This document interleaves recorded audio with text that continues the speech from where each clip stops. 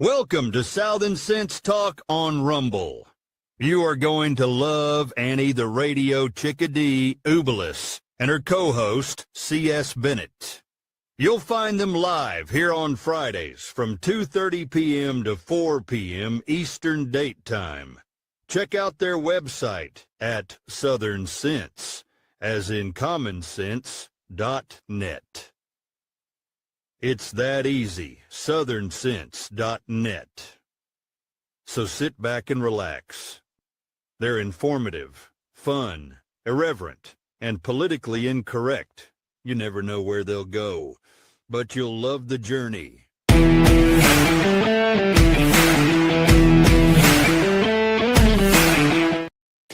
Welcome to another adventure here on Southern Sense. I'm your hostess with the least mostest, Annie, the Chick-A-Dee. You're going to be watching us on YouTube, Facebook, X, Rumble, Substack, half a dozen other areas, iHeart, iTunes, and all over the place. But you can also go to our website, which is southernsense.net. We have an exciting show today. We have our guest, Hannah Davis of fairus.org. She will be joining us after the first half hour of the show. Curtis is not with me today, but hopefully he should be back shortly. So I hope everyone had a happy and safe 4th of July. But with that in mind, we had the horrendous flooding in Central Texas. And if you wish to help with the victims over there in Texas, I have have come across some areas and where you can make a donation if you would like. If you want to pause this video as you're watching it, you can copy down these websites. So I came up with 4 areas that you can make donations to, either if it's in money or in materials or in kind. You can reach out to any of these organizations and they'll help you, whether you volunteer for your time, either that too. So I came up with this from the state.com, which is their local newspaper, and the Austin Disaster Relief Network, which is at adrn.org. And if you want to go into direct donations to the Central Texas flood victims, it'll be adrn.org for Austin Disaster Relief Network / Central Texas Flood. So after adrn.org / Central Texas Flood. Also, there is Samaritan's Purse. If you go into there, you can also go over to where they had the deadly flooding hits Central Texas on their website, which is samaritanspurse.org / article / deadly flooding hits Central Texas. You can go onto the website, just samaritanspurse.org, and scroll through there until you find that link also. Also out there working side by side with rescues is the United Cajun Navy. The United Cajun Navy. And you can go to unitedcajunnavy.org / donate. And that will also go directly to the recovery and the rebuilding for the United Cajun Navy. Again, unitedcajunnavy.org / donate. And finally, the American Red Cross, where you can physically go to volunteer, if not in Texas, at any local American Red Cross to volunteer your time, your effort, and your money. redcross.org. So feel free to pause this, copy down these links. I will be putting them on the show as links onto the description as I put the show up. So hopefully you can just click on those links as you look at the description and also go to these areas in which to donate time, money, or materials. With that said, we have a lot going on and a lot to do. We had a couple of articles that came up also. And this is something that we have talked about in the show in the past. At one point, the IRS was going after the Tea Party groups, the September 11th groups also, and others that were conservative and Christian for, pursuing their political voice. Then after that, they started to go after the pastors in the pulpit. And they were pulling the IRS designation from these churches. And they said, if you're preaching for a candidate from the pulpit, you're not going to be a tax-free organization. These are religions. And I'm sorry, my religion has certain beliefs and certain politicians adhere to. And I want to see that those that adhere to my moral beliefs and my religious beliefs are the ones that are elected. There's nothing wrong with that. There is freedom of religion, not freedom from religion. But the IRS has now lessened their rules, which was the Johnson Amendment. I'm sorry, the Johnson Amendment in 1954 that altered the U.S. tax code and prohibited tax-exempt organizations, including churches, from endorsing or opposing political candidates. So they have relaxed this rule, and they're actually basically not paying much attention to it. So now our religious leaders can go into the pulpit, and if you believe in pro-life, they can preach pro-life. If they have a pro-life candidate, they can endorse that candidate. If you are the opposing side and you feel that that's your religious leader is pro-choice, they also have the freedom to express their support or opposition to any political candidate. So thank you that we finally find the First Amendment of our Constitution being upheld. That's one thing I came across. And what is this? This is something, there was breaking story earlier today that I believe it's 6 members of the Secret Service that were present when Trump was shot in the ear have been suspended, some for a short period of time, some as much as 45 days without pay. They're not being severed from the Secret Service. They're going to be going through retraining. They're going to be placed in different positions, not guarding the President of the United States, and rightfully so. They're going to be retraining the Secret Service to teach them what went wrong here. There was a lack of communication between local law enforcement and the Secret Service, as well as state law enforcement. There was lack of clearing certain buildings. There was communications from people in the crowd on the ground pointing out a possible shooter on a roof that was completely ignored. All these things are have been gone over the past year, and the Secret Service is rightfully so making changes. And I'm glad to see that. The last thing we want to do is see anything happen to our President of the United States. With that said, there's also has been a little bit of a push from some on the left, and the Secret Service has been getting messages from radical leftists that want to, quote, storm the White House.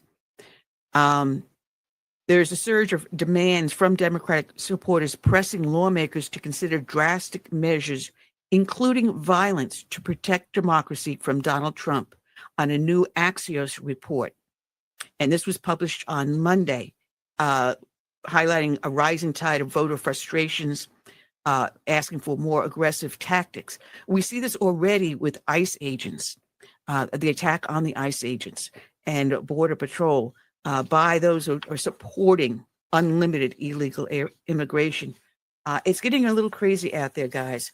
So with that, I just want to go ahead and warn you to please, if you're going to be out there, just keep your head on a swivel and be careful and respectful of your neighbor, but also be on the alert, because you never know what the next thing the crazies are going to do. And we've seen some crazy, crazy stuff out there, especially this holiday weekend, massive shootings in Chicago and things like that.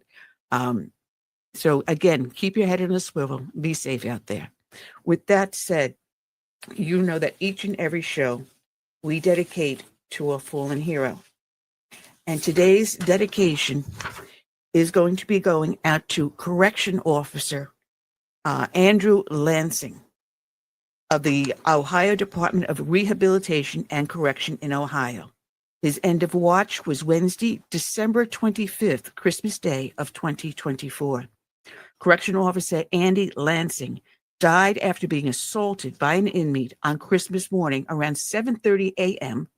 at the Ross Correctional Institution in Chillicothe, Ohio. The inmate went into the prison yard and attacked Officer Lansing, who was working in the middle of the yard by himself. Officer Lansing was transported to Ohio State University Wexner Medical Center, where he died from severe head trauma. The inmate was transferred to the Southern Ohio Correctional Facility, a maximum security prison in Lucasville, while the Ross Correctional Institution was put under restricted movement. The inmate has been charged with aggravated murder. Officer Lansing was a United States Army veteran and had served with the Ohio Department of Rehabilitation and Correction for over 24 years. He is survived by his wife, 2 children, 3 sisters, and 3 brothers. Officer Lansing was posthumously named the Ohio Department of Rehabilitation and Corrections 2025 Ronald C. Marshall Correction Officer of the Year, an award given to an officer who best personifies the agency's core value. And here is his dedication. Now at 11, the director of the state prison system says no weapon was used after investigators say an inmate attacked and killed a corrections officer on Christmas. Inmate Rashawn Cannon was serving a maximum 6-year sentence on a weapons and assault charge. Authorities say he brutally assaulted 62-year-old correction officer Andrew Lansing. 10 TV's Carla Rogner is piecing together what we know and what we are still waiting to learn about how this tragedy happened. ODRC Director Annette Chambers-Smith called the inmate accused of killing Andrew Lansing pure evil. She says Lansing had volunteered to work overtime on Christmas so others could have the day off. My heart goes out to the Lansing family. They're in my prayers. Director Annette Chambers-Smith emotionally recalls Andrew Lansing's positive impact. For 24 years, she says the 62-year-old did his work at Ross Correctional Institution with a smile. On Christmas morning, she says inmate Rashawn Cannon veered off from his unit on the way to the dining hall, found Lansing in his guard shack, and brutally attacked him without using a weapon. This report from the Ohio State Highway Patrol says he suffered severe head trauma and a brain bleed. No one should have to go to work in fear. According to Union President Christopher Mabe, Cannon had made some sort of threat at the prison earlier this year. The threat that was made that the union reported, was it directly towards Andy Lansing, and how was it made? Andy Lansing did write a conduct report, which is a notice of bad behavior on inmate Cannon in April. And it had, I think, 3 charges on it: disrespect, threats, disobedience of direct order.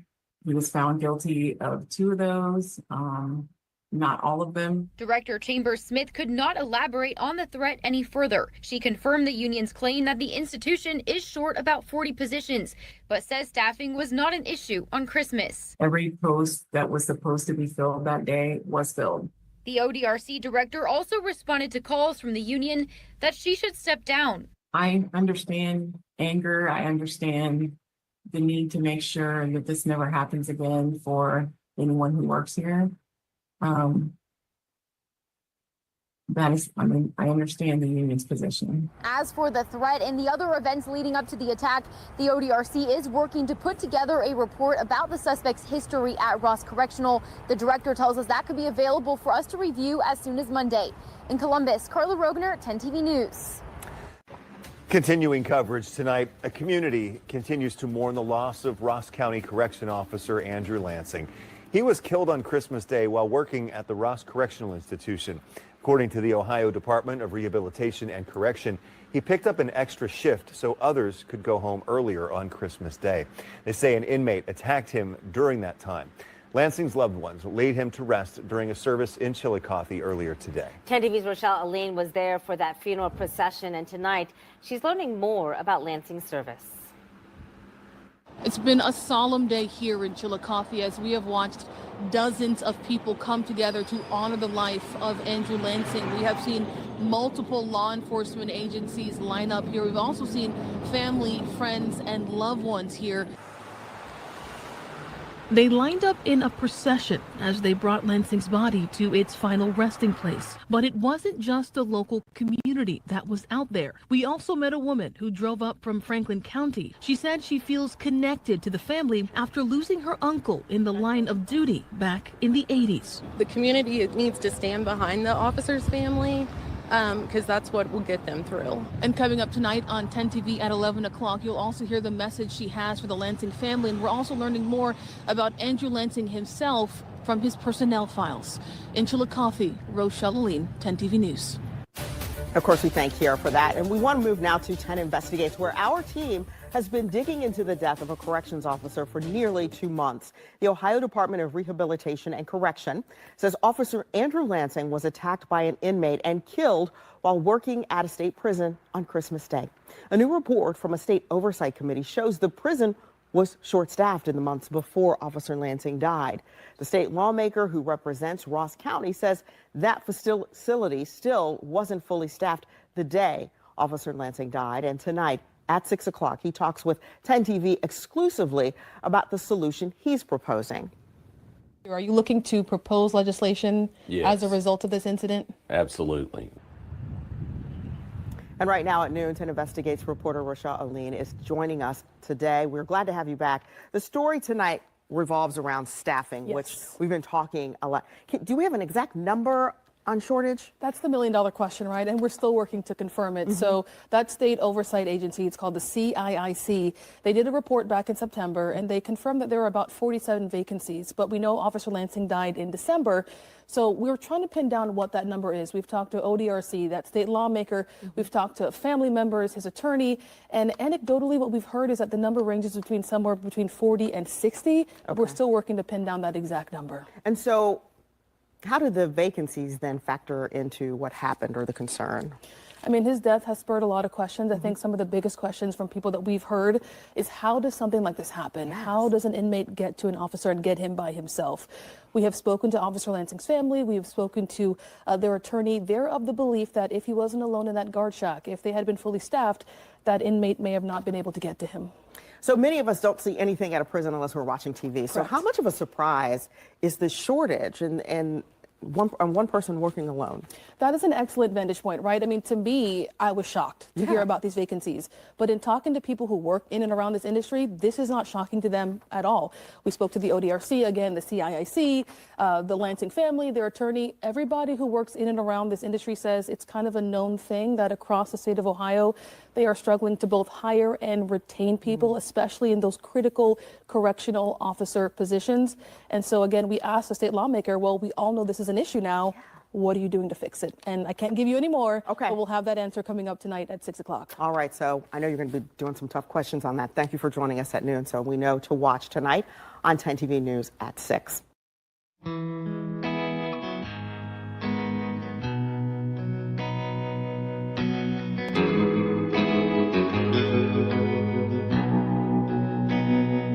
Let it be said, when we finish this race, we kept them free, we led with grace. Let it be seen, from sea to shining sea, beautiful America, living our legacy. Oh, father, mother, sister, brother, oh, we gotta learn to love each other. Oh,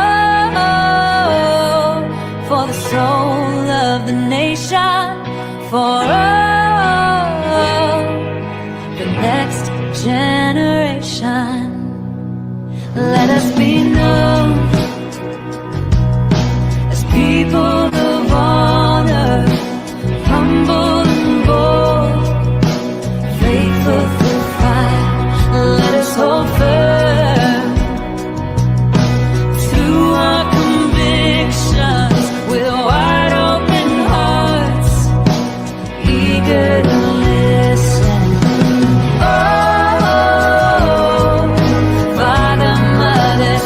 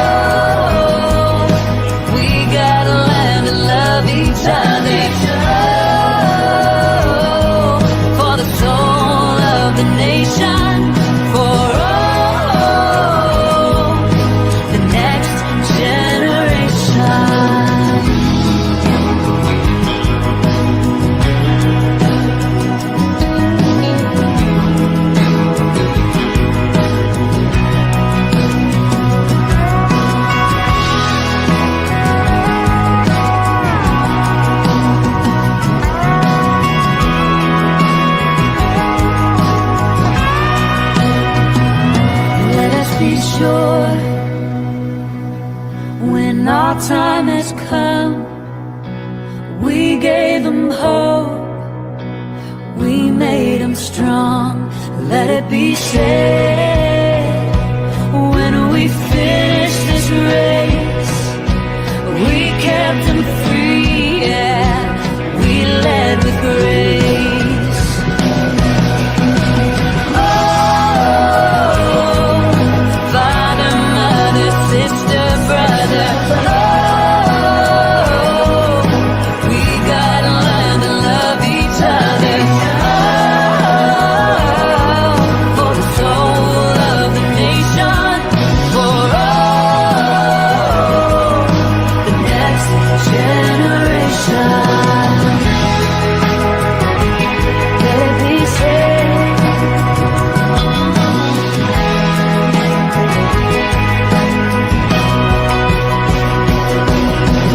Oh, father, mother, sister, brother, oh, we gotta learn to love each other. Oh, for the soul of the nation, for all the next generation.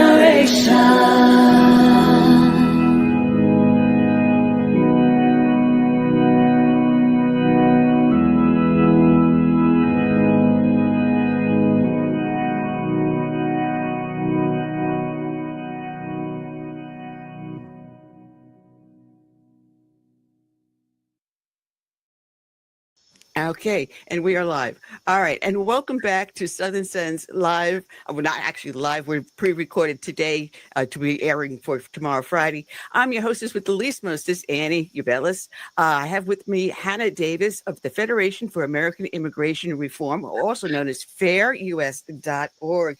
And just tell us what FAIR is about and how long they've been around. Sure. It's good to see you again, Annie. Thanks for having me. FAIR's been around pushing 50 years. We are, in my opinion, and probably FAIR's opinion, the leaders of the pack in terms of immigration. We do good work. We believe in, we're anti-illegal immigration, obviously, but we're pro-legal immigration to an extent. We do believe that there should be caps on different types of immigrant visas, and that, you know, immigration is not inherently a privilege, it's more so of a right, and that we as a conglomerate, as in the United States, have the ability to choose immigrants that benefit society rather than hinder. So we believe that, you know, mass populations and mass illegal immigration or mass legal immigration isn't good for the population as a whole. It's not good for the environment. And, you know, FAIR, back in the day, a lot of our work was environment focused because increased population increases environmental hazards. But now, you know, we've been really focused on, well, what's in the news. You know, the last administration kept us busy. The current administration keeps us busy. It's more so of good news than it was last year, though. But yeah, we do multifaceted things. We are filled, the office is filled with brilliant researchers and writers and people who do media like I. And it's just a lot going on, and we stay busy, that's for sure. Well, there's also a legal arm to FAIR called the Immigration Reform Law Institute. And people think that that means that you're so anti-immigration, but that's not just what you do there. No, you know, that's our legal arm. It's EARLY is the acronym. And they're filled with lawyers, and they do good work as well. It's not really my wheelhouse, so I'm happy that we have them. They do FOIA requests, they get information, they sign on with other think tanks and things like that when it comes to passing legislation or crafting affidavits or legal things like that. They support legal immigrants sometimes as well. And so, yeah, early, I'm not as focused on their side, but they do good work, and it's mainly the legal arm of what we do. So it's one thing to research and write and talk about it on the radio or podcasts like this, but they're really out there and they're pushing through things, and they're helping, you know, with legislation, and they're filing lawsuits when things are being abused or things aren't going the right way. So they do excellent work. Well, we met face to face a couple of years ago, about 3 years ago, when we were pushing for HR2, and you had a whole mess of us humping back and forth the quad, going from the House to the Senate and trying to get HR2 passed. And it did pass in the House, and it stalled in the Senate. I mean, now, what is going on with that? And is it affected by any way by the big, beautiful bill that just passed? No, the two aren't really connected in terms of why one stalled and why another bill passed per se. You know, HR2 is much older than the big beautiful bill, and it only deals with immigration. But right now is the time for HR2 to pass. You know, like you said, it got stalled in the Senate, but Republicans control the Senate. You know, the president has obviously been eager to sign anything that's pro-immigration enforcement. You know, he's very strict on that. And so now's the time to pass something, to get that ball going again, because, I mean, we could have the next president just swing the pendulum of immigration again, you know, so we need to get something codified for sure. Well, now, in the big, beautiful bill, which is just under 1,000 pages, we've been discussing this for quite a while, but what is in there that would help FAIR, would help immigration, would help ICE, help CPP, or what is it? What's in there for us? Yeah, so there's over 60 billion for border wall completion alone. And, you know, I think a lot of people, when they think of the border, they think of just a wall, just a barrier, but it's something so much bigger than that. And so I've had a few friends and some colleagues even be like, why is 60 billion? That's so much money. But there's a lot of surveillance technology that's associated with the wall. And, you know, with that, we can't just have a wall and no agents defending it, you know, so they've got to hire more CBP agents. You know, they're there, they've got powers of arrest. They're the ones that encounter the migrants when they attempt to cross over. They're the ones who vet them as well. And so, so 60 billion for border wall completion. You know, the surveillance is so high tech. It blows my mind. They've got heat sensors, and they've got really, really high tech, like camera systems and things like that. So it's more than just a wall, that's for sure. And then we've got 45 billion in the big beautiful bill that's earmarked for expanded detention capacity. You know, under the previous administration, they were just catching and releasing them and giving them a court date 7 years in the future and saying sayonara, you know, and most people didn't show up for their court dates. And now, you know, we're not doing that. You know, the Trump administration has ended mass catch and release policies. He's got stricter asylum rules. And, you know, there's no longer the abhorrent abuse of parole. And so with that, what are we doing with the people we encounter? Now, border encounters are historically low right now, but we're still going to encounter people at every section of the border, whether it be the northern border or the southern border. And so we've got to have detention capacities. And so they've earmarked 45 billion. Yeah, I almost said million, but it's a lot more than that for enhanced detention. So they're going to be vetting these people and putting them in detention and then putting them in deportation proceedings. Well, the Border Patrol agents, they're going to be hiring more of them, but that's a really strict standard. And you and I've discussed this before, what they have to go through just to become an agent, because they can be prone to being, you know, anyone is prone to having some bribe or something like that in their life, but you don't want that in a Border Patrol agent. No, you don't. You know, I think border security is probably the most paramount aspect of all Homeland Security laws. You know, what's the point of a law if we don't have a strong border? You know, we're just letting people in willy-nilly. And with that can come a lot of corruption. You see it in other countries like Mexico. Their border system's fairly corrupt, and it's shameful.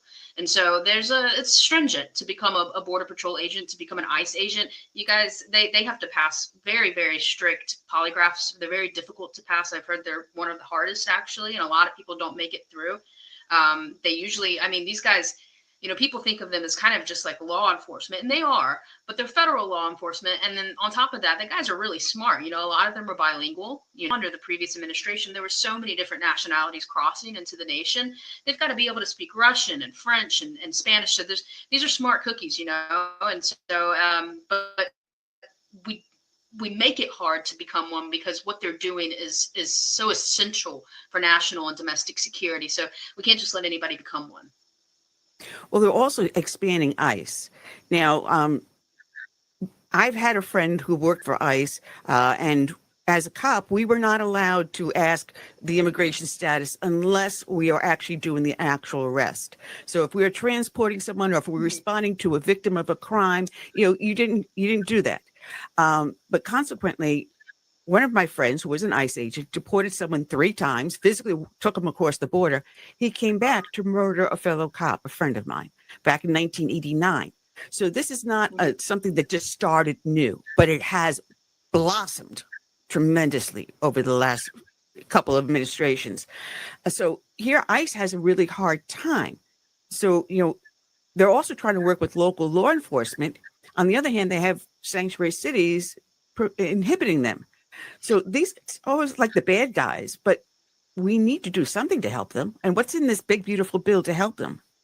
Well, I do know that, like I stated earlier, there's a lot of increased detention facilities. And with that comes the ability for ICE agents to, safely and securely have these migrants in a facility rather than having to find them elsewhere, or just releasing them makes their job harder in the long run.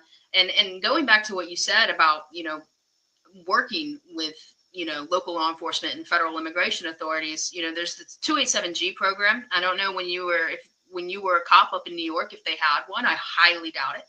If they even allowed you guys to, that would have been pre 287G, but I think, there's probably still sanctuary city laws on the books there. So they probably made it very difficult for you to do anything immigration related.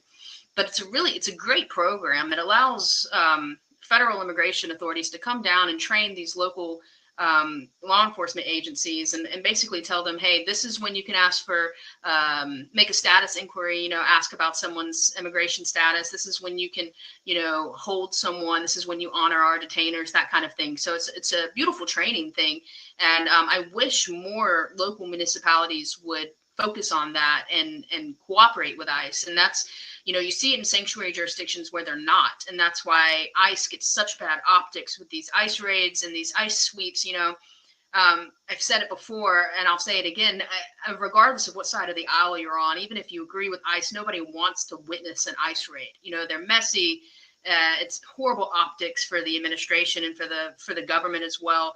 The specific, ICE as well. And so if there were more jurisdictions that had 287G programs, ICE wouldn't have to go and do these raids and sweeps. They could safely and securely go into the jails and they could transfer these illegal aliens into detention facilities and then get them on their way with deportation proceedings. But that's not the way it is right now. And that's why there's a lot of ICE raids and sweeps. And, you see LA, they actively work against ICE. They actively work against anything when it comes to immigration, the rule of law. And so 287G is a great program that helps local law enforcement, get the bad guys off the street and get them out of the nation. Well, my local sheriff was holding a forum about the 287G, and there was so much misinformation that was out there in the public. The assumption is that if you're a victim of a crime and you're not going to report it because you're afraid you're going to be deported, but 287G protects them if they're a victim of a crime.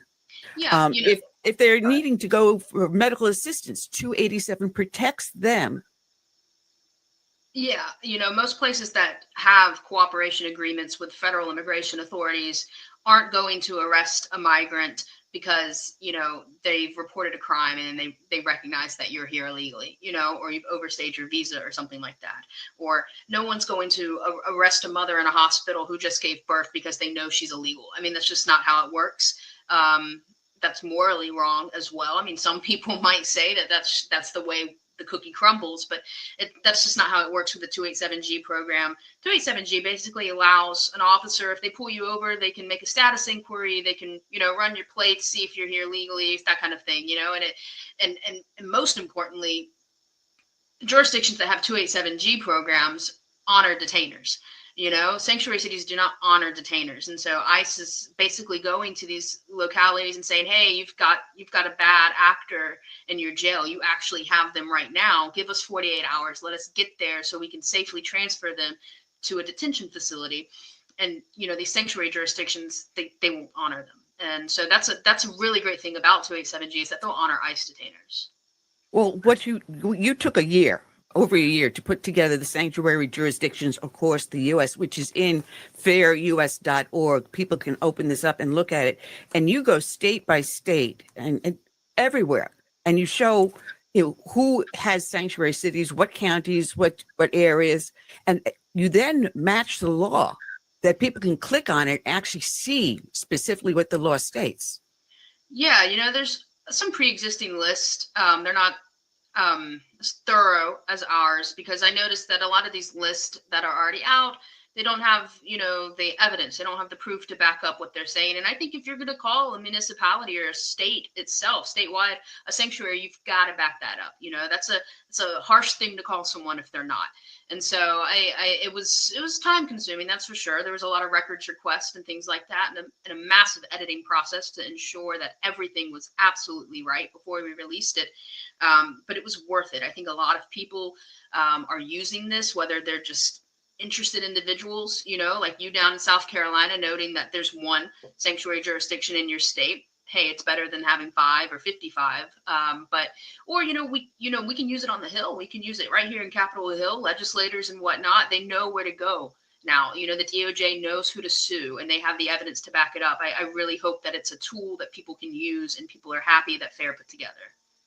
Well, one of the things you notice when you're doing this report, because in the 1990s, there were only 11 jurisdictions that were sanctuary cities or states.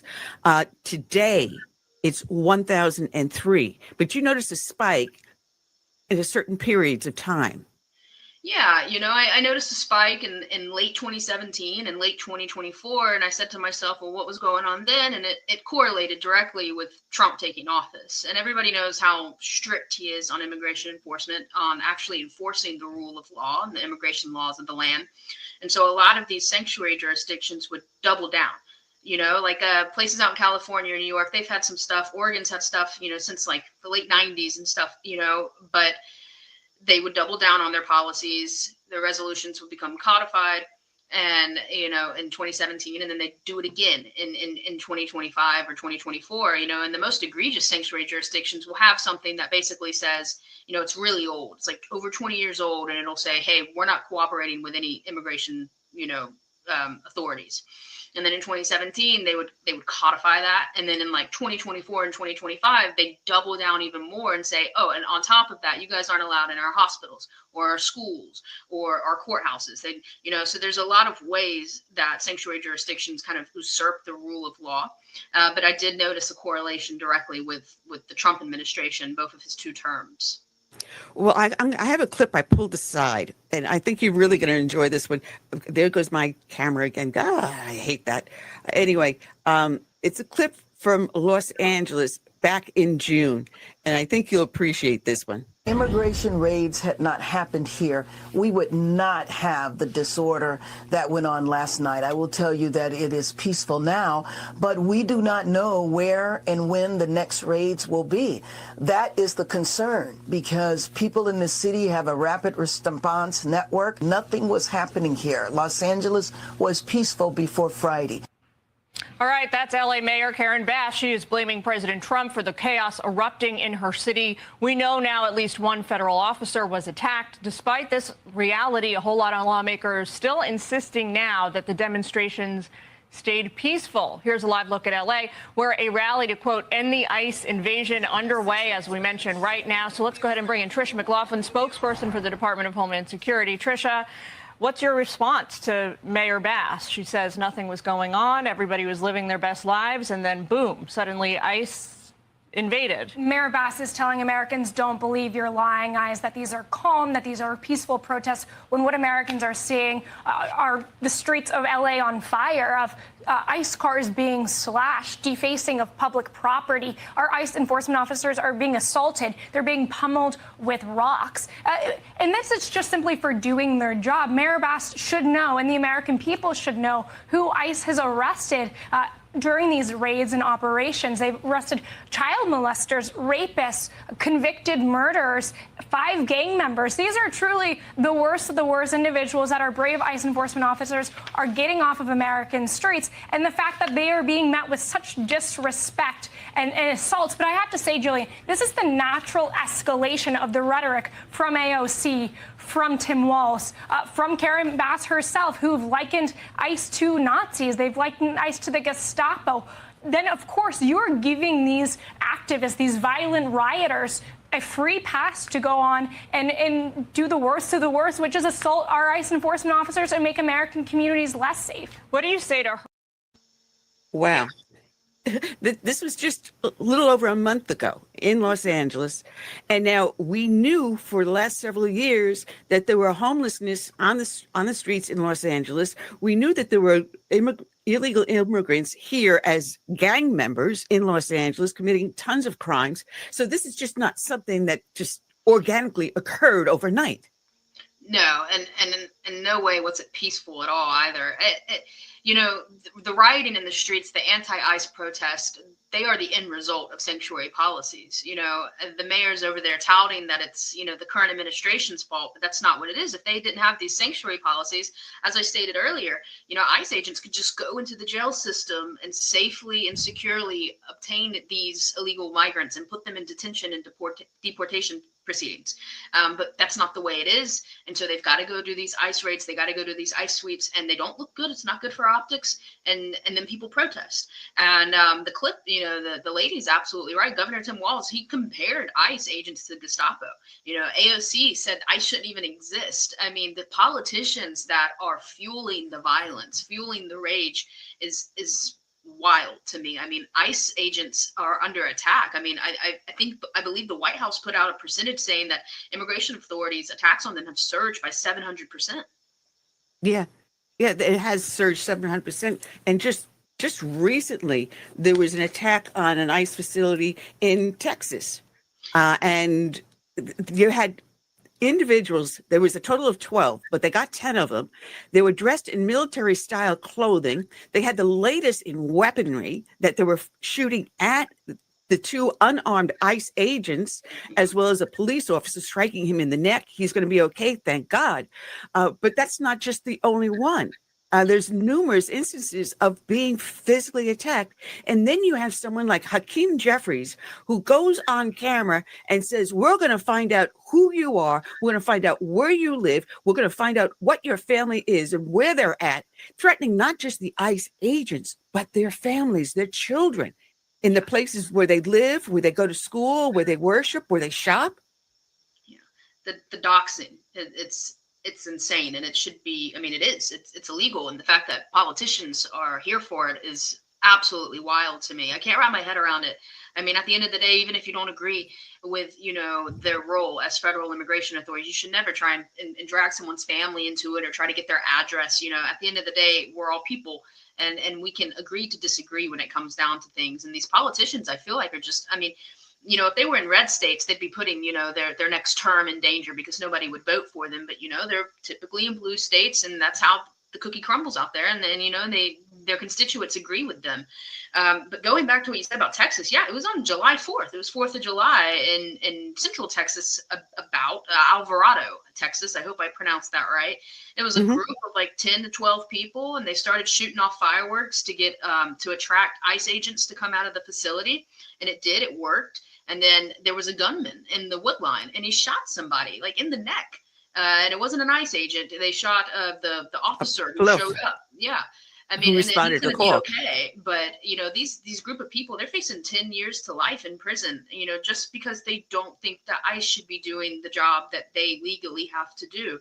You know, these calls for violence, I don't think would be as bad if politicians weren't fueling the fire. And then, you know, just a couple of days later on the 7th in McAllen, a border town, right there on the border, you know, 3 agents were shot. You know, I think it was 1 Border Patrol agent that was harmed and two Texas officers, again, outside of an ICE facility. And so it's got to stop. Someone's got to do something, you know, and a lot of the people I read, and that one of the people who attacked on 4th of July with the fireworks was a green card holder that, you know, he came in under Biden. He got his green card under Biden. So it's just like it all comes full circle sometimes. Well, not only that, 2 of them were transgenders. They were wearing the latest in body armor. the latest in military style clothing and equipment. They had signs and everything else in their cars supporting an insurrection saying F ICE. One of them saying down with the oligarchy. Gee, does that sound like Bernie Sanders and AOC? Yeah. They started that oligarchy thing here. Yeah. But they were actually trying to incite a riot and start an insurrection within the United States. And this is not something organic. There's someone behind this. Mm-hmm. Yeah, and I think it goes back to the politicians that fuel society, and then they get together, these like-minded individuals who have obvious mental health issues, and then they do something that they can't take back. I mean, some of them have died from these attacks, and luckily no agents have died yet. I mean, they're getting shot in the neck and in the knee, and being maimed, but it's got to stop. The Schmear campaign for federal immigration authorities has got to stop. There's got to be something. I think Congress should pass something that says, and it gets kind of tricky because, it's people's freedom of speech, the politicians. But at the end of the day, any freedom, any speech that's enticing violence has got to go, especially if you're someone, you've got constituents, you've been voted, you're a representative of people. They cannot be talking that way. And it's resulting in such, horrible things. I mean, there's an app now called ICE Block. Yeah, and it's essentially doxing ICE agents. It's giving them their license plates and their locations and photos of what they look like and descriptions of them and what they were wearing, and telling migrants to stay away from those areas. And that may very well work, but at the end of the day, the people who are going and shooting up facilities use that app, and then they know where the ICE agents are, and so they're going to go and attack them by using the app as a proxy, and so, or I guess I should say as a vehicle to understand where they're at. And so it's just insane, the rhetoric that's going around here. I mean, just for doing their jobs, and I think we spoke about it before. The morale was so low under the last administration because they couldn't do their jobs, and the morale is better, but I think because they are doing their jobs, but I think it's going to just deplete again. I mean, if they're going to get shot every time they do their jobs, I mean, the rhetoric that's going around, it can't be good for their mental health either. No. And not only that, this ICE Block, if you use it and you turn around and you'll warn someone that ICE is coming out to look for illegal aliens, whatever, doing their job, that's obstruction of justice. Mm-hmm. Now, recently there was a judge that had been arrested because she aided and abetted an illegal alien to avoid ICE. Well, ICE got the illegal alien because they've kind of figured out what she was doing. But if a judge can be arrested for obstructing justice, what about anyone else that uses this application to prevent ICE from doing their job? Not only that, they're using facial recognition in conjunction with this information to unmask these ICE agents and place them and their families in harm's way. Yeah. That's illegal.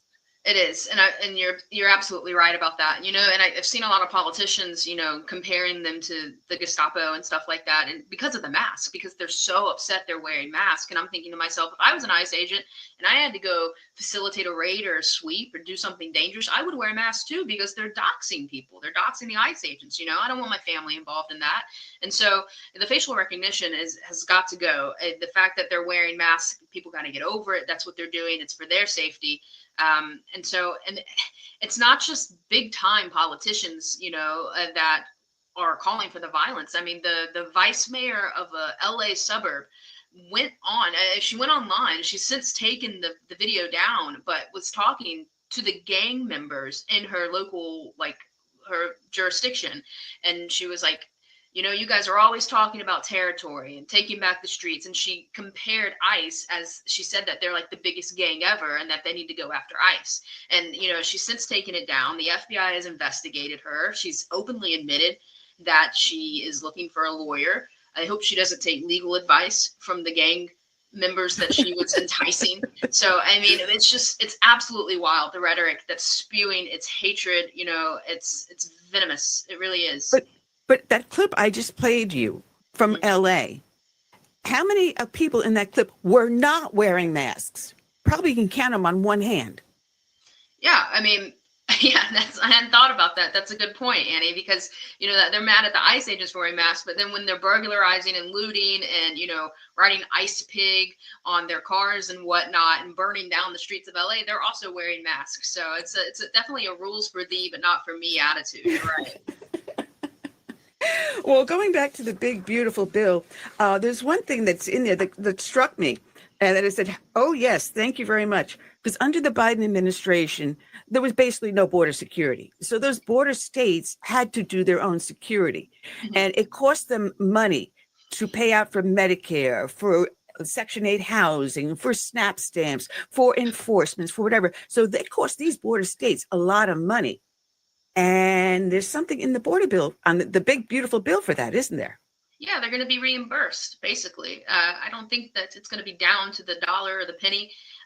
It would be very hard for states to track exactly how much money they've spent on illegal immigration, especially the border states, But yeah, they're going to be reimbursed for having to essentially do the job that the federal government was supposed to be doing, under the Biden administration. And so, there's a good report FAIR did a couple years ago. I mean, the fiscal burden of illegal immigration as a whole cost, state and local and then federal government and taxpayers. I mean, it's like 150 billion a year.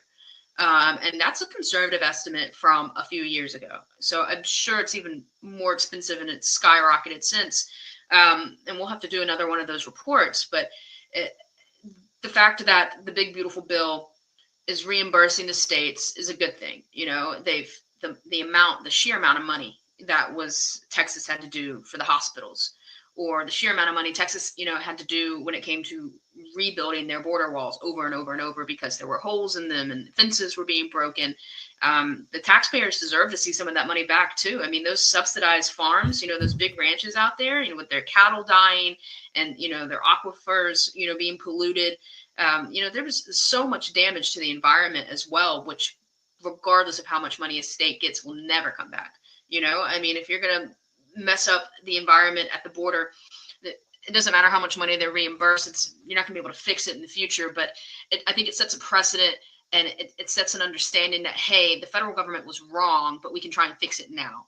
And it's almost like it's not really a thank you, but it's essentially, I mean, like you said, it's a payback for doing the federal government's job under the previous administration. So it's a shame that it even had to be allocated in the bill. But hopefully, with the next administration and the current administration, we don't have to see the pendulum swing again, and we won't have such a man-made border crisis, and we won't have to be paying the states back for doing the federal government's job. Well, one of the problems we had is that we didn't have enough judges to do these deportation hearings, and there wasn't even enough staff to do this. In the bill, there is money going in for state and local government, as well as putting in for hiring immigration judges and staffing and everything else. So now we don't have to worry. Well, we still have to worry about a delay of cases because we do have a backload, but we have something now to start with a shovel to try to dig out of it. Yeah, the backlog's bad. I mean, it's so bad we can't even focus on legal immigration. Although I do know that the current administration has been quietly pushing through on an expedited caseload the legal immigration and trying to get people in here legally who want to be here and who are doing it the right way. But that should be applauded. But the backload for these due process hearings or these deportation proceedings or these adjudication proceedings is a lot. And so hiring more judges and giving local and state and local jurisdictions, the ability to kind of expedite these things is a good thing, because, sometimes, we don't get it right. There's people in deportation proceedings that can maybe fix it and stay. And then there's people who are in proceedings to come legally who have been waiting longer than it's taken someone to cross the border illegally. And so there's so much going on. It's a convoluted system. It's not an easy, and it shouldn't be easy to come here legally. It should, you should prove that you're going to bring something to society and that kind of thing. But hiring more judges and being able to adjudicate these cases quicker is only going to give us more time to focus on legal immigration. So it's a good thing that the bill has that in there. Well, one of the other things the bill also has is that now illegal aliens cannot claim, say, things like child tax credits or getting Obama Obamacare tax credits or Medicare and Medicaid or SNAP and food stamps and all these other things. So they're saying these programs are for legal residents and citizens of these United States, not someone here looking for a free ride. That's exactly right. And that's one of the first things people should do. I mean, not just Congress, but the states have the power of the purse as well. If you de-incentivize illegal aliens from coming into your state, they will not go there. If you do not give them Obamacare, if you don't give them Medicaid, if you don't give them food stamps or tuition assistance or, that kind of thing, they're not going to go there. What do they get from that? They're going to want to go to a blue state instead, and then let California or Oregon deal with it. But if other states, stop incentivizing illegal aliens into their state with all these benefits that are inherently only for people who are legal citizens, then it's gonna lessen the load. They're not gonna want to go, and so it's a great thing that it's in the bill. It's paramount. It's gonna catalyze a lot of change because it's not going to attract migrants anymore. People aren't going to want to come here illegally if they don't gain anything from it. If they can't get Medicaid, if they can't get tuition, that kind of thing. And the next thing to go after is going to be work authorization. If they can't work and they can't get free housing, then why are they here? They're not going to come here. No. Matter of fact, you wrote a great article about Medi-Cal. You mentioned California, about the Medi-Cal meltdown that I call him Gruesome Newsom, Governor Newsom in California. And he's looking for a huge bailout because of the policies that California has. California basically is a sanctuary state. It's one of the most egregious sanctuary states. They actively impede law enforcement from cooperating with ICE in almost every way that you can. They don't honor detainers or anything like that. And there's certainly no 287G programs. But no, Medi-Cal is taxpayer funded, mind you. The bailout would be taxpayer funded, and it's a slap in the face to people who are already, taxed so heavily. California, people can barely afford to live there. Can't buy a house, can't buy a car. It's really, really strict out there when it comes to things like that. And then on top of it, they got to pay for illegal aliens to have, medical coverage. And so it's wild. And in California, the Medi-Cal program is one of the most egregious across the states because it's basically it's such a wide sweeping, thing. They allow people of essentially every age, young, old, if you can work or if you can't work, if you're here illegally, they don't care. They're like, come on. It's usually, states start with having some kind of Medicaid version of for elderly people, and then they get a little woke and they say, oh well, let's expand it to the illegal aliens, the old illegal aliens. They were in our society forever, so let's pay them back. As crazy backwards as that sounds, I can understand where states are coming from for that. But then Medi-Cal is just egregious. And like I said, everybody can get it if they want it, and they're all illegal. And so they've found themselves in a deficit. They can't afford it. And so, and the federal government doesn't want to come in and help anymore, and it's taxpayer funded. And so I do believe that he was walking it back, though. I think he realized, and I think it's because he's going to run for president. He realized, I got a little insider on that one. Yeah, his policies. Gruesome Newsom's here in South Carolina campaigning. He's going to coffee shops and libraries here in South Carolina, a red state, looking for votes for 2028. And that's the wrong red state to go to. Maybe try like Atlanta or something, like Georgia, that has a little bit more left-leaning policies. And you're going to South Carolina.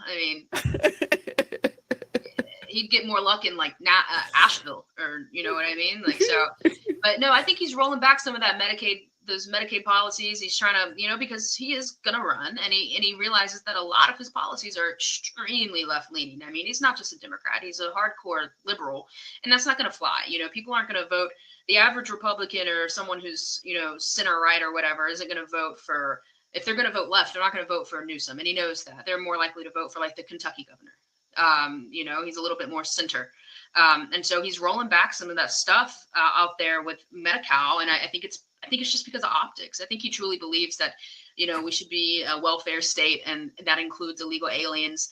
But he's trying to roll it back. Now, I don't know where that stands right now, though. But the last I heard was that they're trying to limit the scope of what the Medi-Cal coverage is for illegal aliens. But they're not taking it away from the illegal aliens. They're just, limiting the scope. Well, there was something that came across the news just before we came on air.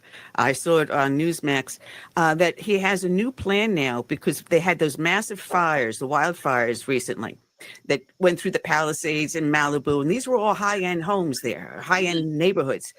He wants to convert those areas now into multifamily, low-income housing. Now, who would be most eligible for that? Gee, would that be an illegal alien?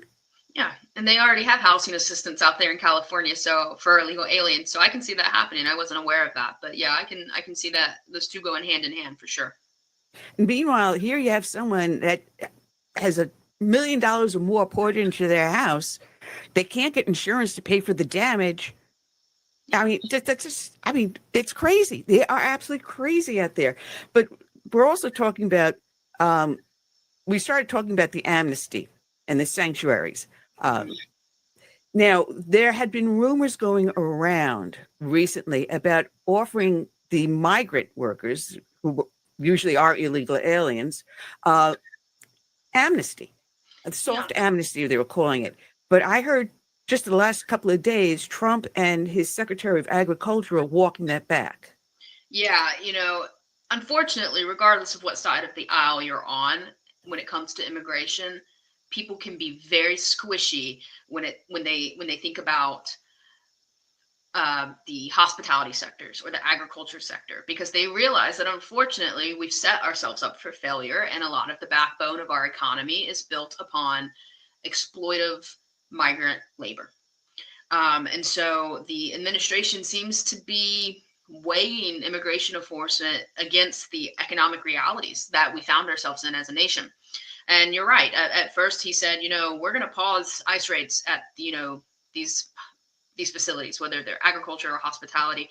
And then he was like, actually, he walked that back, and he was like, no, we're going to start doing them again. And he's flip-flopped a few times. And the agriculture secretary, Rollins, she said, that there's going to be no amnesty of any type. But she's flip-flopped a little bit too. And it's because, there's a lot of economic factors. When people think of migrant labor like that, they think of field work, but it's not just fields. It's hotels, it's concert venues, it's bartenders and restaurants and meat packaging plants and fisheries. It's all types of things, and it makes up a big part of our economy. And unfortunately, there's a narrative that's been long pushed by the cheap labor lobby that Americans will not do these jobs, and that's not true. Back in 2019 is a really good case. There was a chicken processing plant, I believe, down in Mississippi that got raided. And then the next day, there were dozens of American citizens ready to take those jobs, eager to take those jobs. And then the same thing happened just this year. I think it was in Nebraska, like just in June. So not too long ago, where the same thing happened. And then people were lining up ready to take those jobs. And so it's an unfortunate narrative that's been pushed. But if we paid American workers a livable wage to do those jobs, then Americans would do those jobs. We wouldn't have to rely on cheap, exploitive migrant labor, and with poor working conditions. And they, if they get hurt, they can't report it. There's no OSHA, and they have vulnerable legal status. And so they don't want to report it. And so it's exploitive. And we should not be proud as a country to have the backbone of our economy be built upon exploitive migrant labor. I mean, regardless of how you feel about immigration, that's just not the way to go. And so, but unfortunately it is. And so people get squishy. People are like, there's no way to fix this, but there's a willingness to invest in the American worker, to pay them livable wages. And, there's a lot of advanced technology when it comes to the agriculture sector. We've got drones, and we've got machinery that doesn't require people to be on them, to get these plants and plant plants and whatever. And even if we don't ever invest in advanced technology and get those to where every farmer has one, even if we as a society are always relying on manual labor, the manual labor needs to be done by American citizens, and American citizens would do the jobs too. We have to stop touting off this idea that, Americans feel too good to do the jobs. No, Americans don't want to take the jobs because you're underpaying them, so pay them a livable wage. make it a real job, give them a W-2, and they will be at that meat packaging plant. They will be at that fishery, and there's no shame in those jobs. Those are good jobs. No, it's funny because before the immigration laws started to change drastically back in 1972, I remember growing up on Long Island, watching the buses come from the south into the north for harvesting. And then when the season changed, they went back down to the south to do the crops down there. So we had Americans that were willing to do the migrant work. For sure. Not the illegal alien work, but the migrant work. Migrant being within the United States by an American worker. Yeah. So we then switched over to the immigration work visas, the H-1B ones, or whatever they want to call them now. But, there is a way for them to immigrate here with a work visa still to do these jobs. But again, you have to have a livable wage. Yeah. So H1A. So yeah, H-1A visas. There are H-1B visas. They're for non-agriculture, seasonal jobs though. But yeah, unfortunately, we've got 4 to 5 million undocumented migrants that are the backbone of the agriculture sector. We got over, 1.1 million migrants that are doing the hospitality stuff, and it doesn't have to be that way. I mean, I'm not that great at math, but that's something like between 5 and 7 million jobs that Americans would do. So, I mean, it doesn't have to be that way. I'm from the South. I see the migrant workers a lot, and most of the ones that are near me are on visas. And that's the way, if we want to do that, then that farmer, though, before he issues out those visas, before he, goes and tries to get seasonal migrant workers from a different country, he needs to make sure that American citizens in his locale know that that's what he's doing. That he, there's got to be some kind of checks and balances, that he's tried to get, an American citizen that job and they don't want it. And then that's when you should go do the H-1A visas. But I thought that was what the law required. Doesn't the law require that it has to be offered to the American citizens first? And if it cannot be filled, then only at that point do you use these visas? The law requires a lot of things, Annie, but a lot of people don't follow the law. So, I mean, that's the way the cookie crumbles. You think? No. You think? So, yeah, but you're exactly right. I mean, that is what the law requires. But I was listening to Trump yesterday, and he threw something out when asked about these soft visas for these workers. And he says, we don't need that. We don't need that at all. We've got these people, these American citizens that are on Medicaid.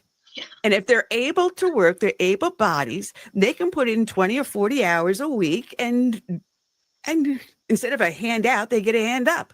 Yeah, it's like he's kind of flip-flopping issues a little bit. And people, he's like, I'll take the migrants away, and I'll put the Medicaid people there, and I think that regardless of the Medicaid fraud and the people working on there while receiving those benefits, which he's changed, but there's people that would take the jobs that aren't on Medicaid. So, and why do we have to look at the Medicaid people? I mean, there's people that'll take those jobs. When I was younger, it was teenagers. I think back in the 70s, a lot of that was teenagers as well. They will take those jobs. So, there's the agriculture sector is a booming sector, and there's no reason why we've exploited migrants to the point that we're getting squishy on immigration. I mean, because it's making up the backbone of our economy. So, but yeah, you're exactly right. He flip-flopped, and then he said the thing about the Medicaid, and regardless of Medicaid, someone's going to take that job, and they're going to be an American citizen. It doesn't have to be someone who's on or off Medicaid. Well, I'm just wondering, did he ever rescind the Biden era policy of having companies like Walmart being able to hire illegal aliens? Has he rescinded that? I don't know off the cuff. No, I don't know. I do know that it's illegal for, companies to knowingly, whether they be big companies or small mom and pop shops, if they're knowingly hiring illegal aliens, that's illegal. So. Well, somehow or other, I remember Biden doing something where Walmart had that ability to do it. And I don't know if any other business, but I do know specifically Walmart. A little change here, though, because this came up just yesterday, a class action suit by the ACLU about birthright citizenship. Now, we thought that this was handled when the Supreme Court said the only way and was to do this as a class action lawsuit. And lo and behold, within a matter of days, the ACLU says we have a class action lawsuit. Yeah, what the Supreme Court ruled was not on the constitutionality of President Trump's executive order regarding birthright citizenship, but more so, they decided that they would be limiting the ability for federal judges to block and with federal injunctions, regardless of what the policy may be. You know, I mean, since Trump's taken office, I think he's had over like 40 injunctions. I mean, these judges, regardless of whether you agree with them or not, judges should not be able to block the leader of the free world. You know, it's just a bizarre notion, and it keeps being abused, and it was abused today. Actually, in New Hampshire, a judge used a class action lawsuit as kind of like a loophole and has blocked the birthright citizenship executive order that Trump was enforcing. So we're kind of back to square one with that because the Supreme Court allowed that loophole. I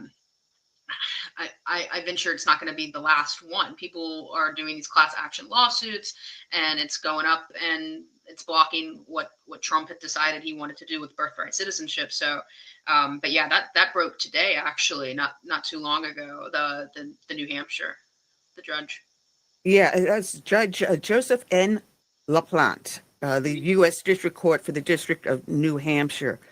So he's saying that his decision applied nationwide to babies who would have been subject to the executive order, which included the children of undocumented parents and those born to academics in the United States on student visas on or after February 20th. Yeah, it's definitely messy. That's for sure. I mean, but the whole concept of birthright citizenship is messy. I mean, it's a perverse representation of what the 14th Amendment was initially set up to do. You know, and there's entire industries that have proliferated because of birthright citizenship. You know, these birthing packages that facilitate the abuse of birthright citizenship. You know, there's and the amount of money, the tens of thousands of dollars people will pay to do these packages, and it's just rampant abuse of the system. You know, and then the children of illegal aliens, they get access to taxpayer-funded benefits because of it.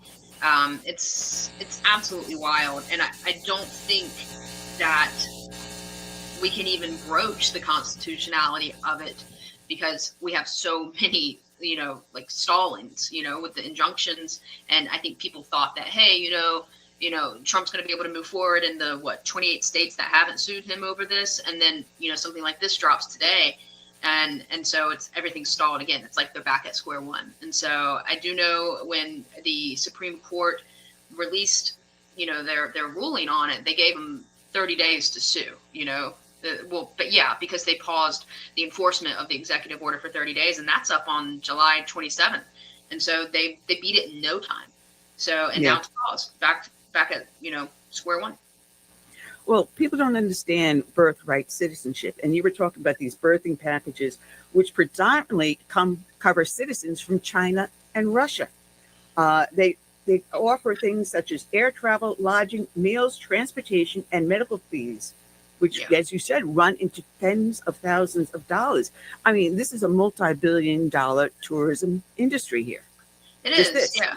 It is, and the people who can afford it, like you said, are the Russians and the Chinese, and so they do, and they abuse it and they exploit it, and it's a vicious industry, you know. And there's other people that, you know, purposely come here, and they don't do the packages because they can't afford it, but they purposely come pregnant, and then they have an anchor baby, and so, but that's just not what the 14th Amendment, you know, was about. You know, I think it's quote unquote subject to the jurisdiction of the U.S. If someone is born in the U.S. to parents who here are legally, those parents are not subject to the jurisdiction of the U.S. They're beholden to another country. You know, they're Chilean or they're Canadian, and so therefore their offspring should be as well. And so it's been exploited, that's for sure. And unfortunately, I thought that because it's been so long abused, that the Supreme Court had made a good decision. It was, you know, they weren't weighing on the constitutionality of Trump's order, but they were going in the right direction, at least blocking the injunctions that judges can do. And, you know, when their decision came out, the legal advocacy groups were like, oh, that's not going to stop us. We're going to find loopholes. We're going to do class action lawsuits. And lo and behold, they did. And like I said, we're back at square one. So I have a feeling this is going to be a long, long legal battle.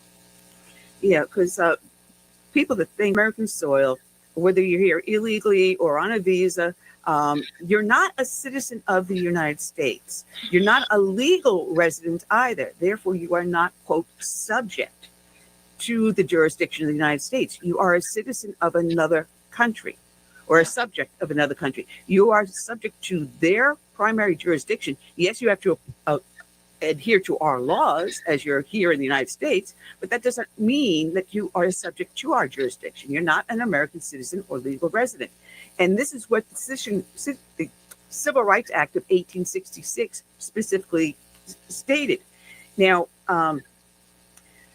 the Michigan Senator Jacob M. Howard is the one who introduced the citizenship clause in 1866.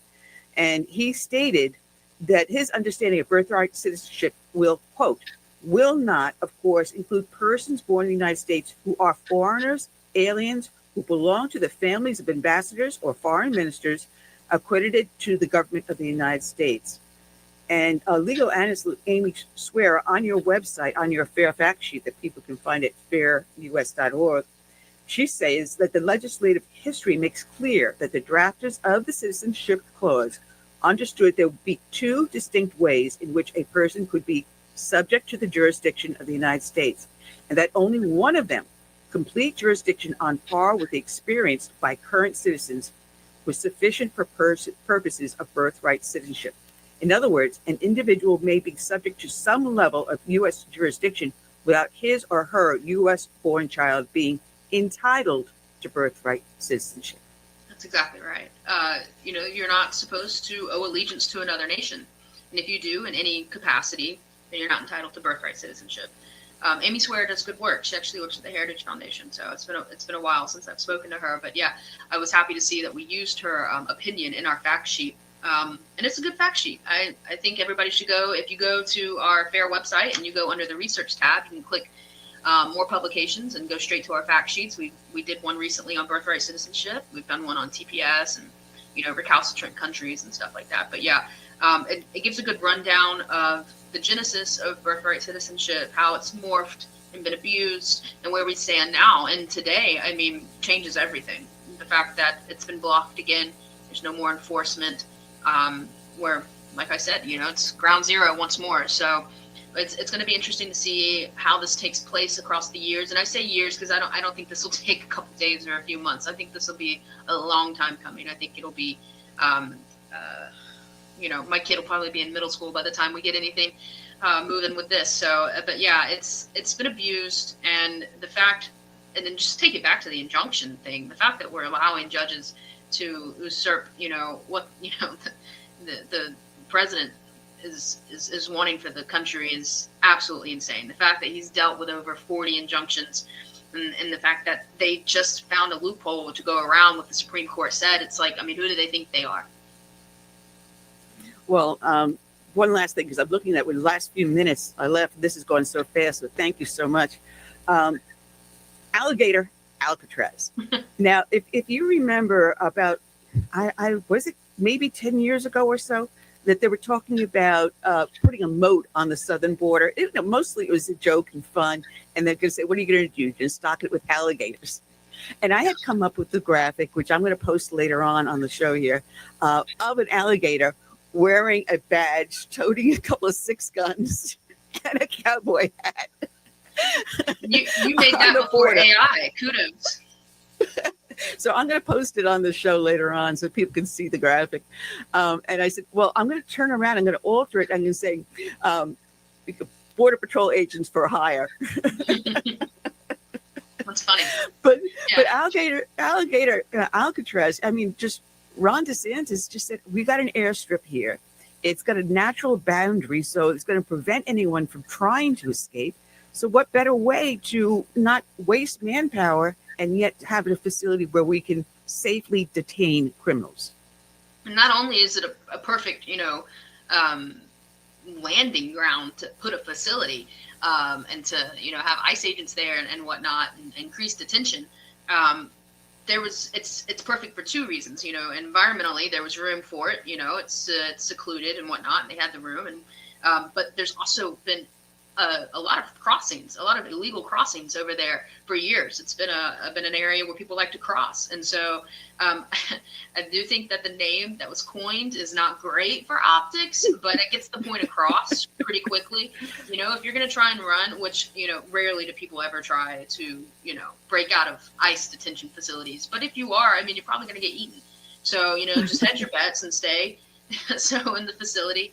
But yeah, it's hit the airwaves, that's for sure. People are talking about it. There's a lot of hubbub around it. But good on Florida. Kudos to Florida for realizing they've got this unused space, realizing that, you know, like I said earlier, the $45 billion expanded detention, you know, the money for expanding detention facilities, they're like, hey, we can use some of that. We'll put one here. So other states, they need to be doing the same thing. They need to follow in DeSantis' blueprint. You know, he's great in terms of immigration. Florida is not a sanctuary. They've got a few jurisdictions. Key West can be a little difficult, but they just reinstated their 287G program, so that's pretty good. They won't honor, Florida doesn't honor outside license. You know, if a migrant comes to their state and they've got a license from, say, Massachusetts, who gives driver's license and benefits to illegal aliens, they're not going to honor it. They're going to cut it up. You know, they don't incentivize illegal immigration, and so they're doing, you know, the rest of the country, if they follow in Florida's footsteps when it comes to immigration, we'd be sitting pretty, you know, so it's good on them. They realized they had the space and they had the capacity, and so they went with it. Well, I got to say, I was watching one woman, animal activist, saying that we were harming the environment for the alligators and that they really weren't dangerous critters at all. Now, living where we live, there was a number of years ago, a guy went to take his golf ball out of the pond and he lost his hand to an alligator. And we're constantly getting stories of someone walking their pet near one of the ponds, an alligator coming out and grabbing the pet. I'm sorry, folks, alligators are not gentle creatures, and they can run faster than you. That's why they say if you're being chased by an alligator, zigzag, because they can't zigzag. Yeah. So, and they can get big out there in Florida. They get big. I see them roaming on golf courses. They're big. So, but, you know, we get them 8 to 10 feet. We get them 10 to 8 feet here. But to clear the air, you know, I think people think that there's actually like some kind of moat system or alligators in the facility. It's not what it is. It's just called that because it's Florida and there happens to be an environment where there's alligators there. So, but there are a lot of crossings. People are already risking their lives swimming in those waters to get into the nation. So, I mean, blame it on the migrants then, not us. I mean, if she's going to tout off that, you know, we're messing up the environment, then they are too, because they're the ones crossing illegally right there, you know. So get out of the swim zones for the alligators. Well, Hannah, it's always a pleasure to have you with us. People can find you at fairus.org, and a lot of the great work you do, they can see right up on there. And you have been a friend of the show for quite a long time. We always love having you here, and you're a friend too. Yes, and you can find me at FAIR or on Twitter at Immigration HD. So thanks for having me. Thanks a lot, Hannah, and God bless.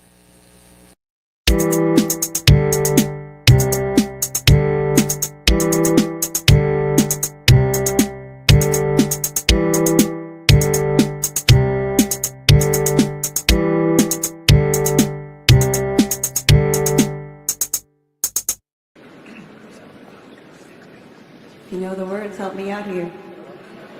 Oh, beautiful for spacious skies, for amber waves of grain, for purple mountain majesties above the fruited plain. America, America, God shed his grace on thee and crown thy good with brotherhood from sea to shining sea.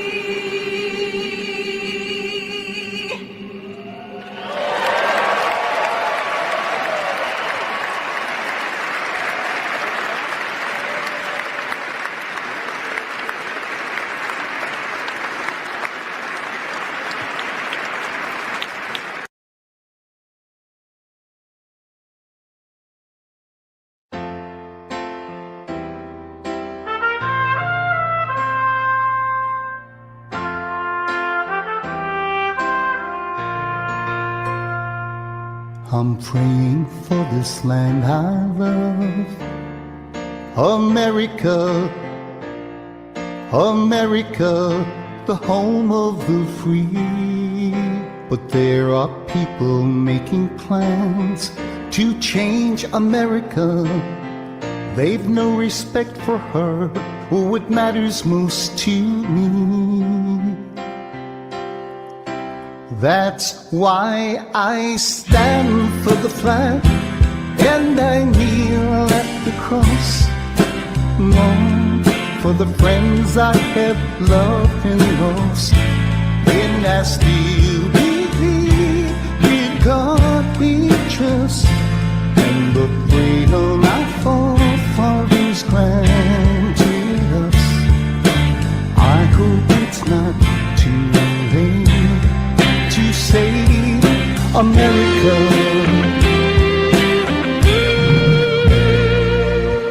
Do you hear our battle cry across America? We've got to rescue her. You know it's up to me and you to see the truth behind their eyes. Don't change America. God bless America and the red, white, and blue. That's why I stand for the flag and I kneel at the cross. Long for the friends I have loved and lost.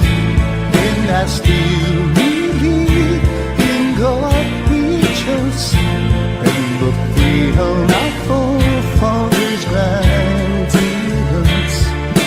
I hope it's not too late to save America.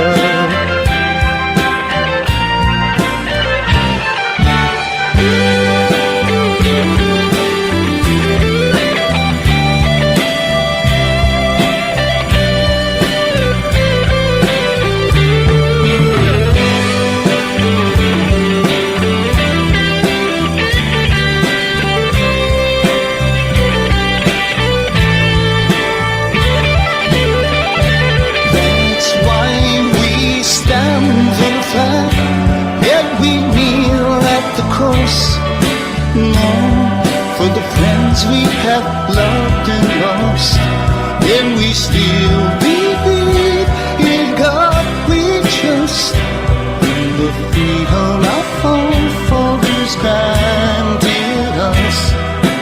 We know it's not too late to save America. Save America. Let's save America. Together we can save